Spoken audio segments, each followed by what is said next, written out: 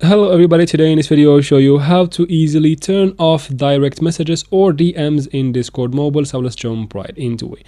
First, go ahead and open Discord.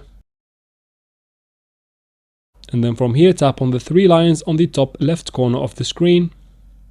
Tap on the server's name or the three dots next to it. Scroll down. And then turn off the allow message requests option and the allow direct messages as well. This will turn off DMs from only the server that you turn off these toggles in. Now if you want to turn off all the DMs, go back from there and tap on the profile picture on the bottom right corner. From here, tap on privacy and safety. Scroll down until you find allow direct messages from server members. Go ahead and turn that off.